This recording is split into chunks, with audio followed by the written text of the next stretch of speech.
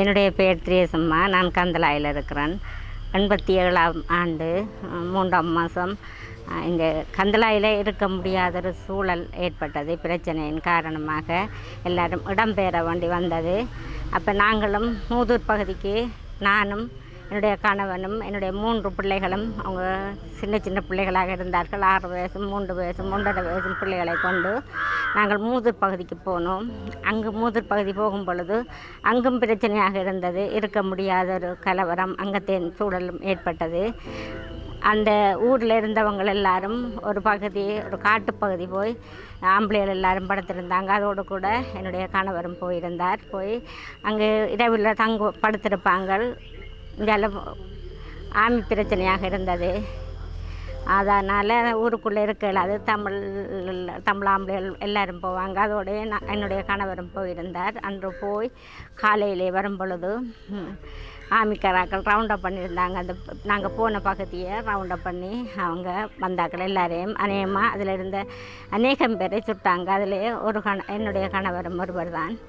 அதற்கு பின்பதாக நான் 3 பிள்ளைகளோடு என்னுடைய 23ஆவது வயசிலே நான் அந்த இடத்திலே தனிமையாக யாரும் இல்லை, நம்பிப்போன கணவரும் இல்லை, தனிமையான ஒரு இக்கட்டான சூழலிலே அந்த மூதூர் பிரதேசத்திலே நான் இருக்க வேண்டி வந்தது. பின்பதாக நான் அவர் மறித்து விட்டார் என்பதற்காக போலீஸிலே போய் நான் என்ட்ரி போட்டேன். அந்த என்ட்ரி கொப்பியும் தான் என்னோடய கையில் இருக்கிறது. என்ட்ரி அவர் மறித்தது நடந்ததெல்லாம் நான் போலீஸ் என்ட்ரியை அந்த இடத்துல எடுத்துக்கொண்டு திரும்பவுமாக அந்த இடத்துல நான் இருக்கும் பொழுது என்னுடைய அண்ணாவையும் எங்களுடைய தண்டாங்குளனியிலே இருக்க முடியாத நிலைமை ஏற்பட்டபடினால் என்னுடைய அண்ணனும் வந்தார். அவரையும் சுட்டு விட்டாங்க. இந்த 3ஆம் மாதத்திலே சுட்டு விட்டதற்கு பின்பதாக என்னுடைய தகப்பனும் அந்த இடத்துக்கு தகப்பன் வயது போனவர், அவரோடு கூட நானும் 3 பிள்ளைகளும் இருந்து விட்டு பின்பதாக 90ஆம் ஆண்டு 79ஆம் ஆண்டு 89 நாங்கள் திரும்பவும் கந்தலாய்க்கு வந்தோம் இருக்கும்படியாக. இங்கே வரும் பொழுது வீடு வாசலெல்லாம் நாங்கள் ஒரு வருஷமாக இல்லாதனால் வீடு வாசலெல்லாம் எல்லாம் இழந்து போனோம். நான் என்னுடைய தகப்பனோடு கூட இந்த 3 பிள்ளைகளையும் வச்சு என்னுடைய வயது போன அம்மாவும் இருந்தாவோ அவங்களோட நாங்கள் இருக்கும் பொழுது திரும்பவும் ஆமிக்காராக்கள் வந்தங்களுடைய பிரதேசத்தில் இருந்தவங்க அத்தனை பேரும் ஒரு இரவில் வந்து வீடு வீடாக எழுப்பி எங்களுடைய அப்பாவுக்கு அப்பொழுது 73 வயசு.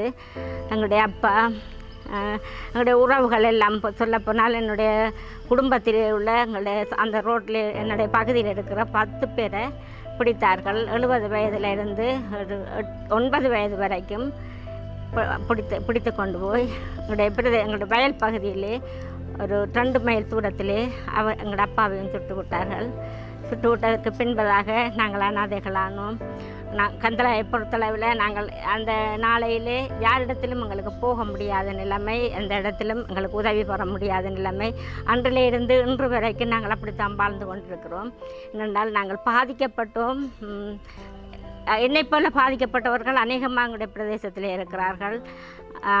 அரசாங்கத்தினால் உதவி கிடைப்பதில்லை. காரணம், இந்தியாவுக்கு போனவர்களுக்கு மாத்திரம் உதவிகள் வீடு அப்படி கொடுத்தார்கள்.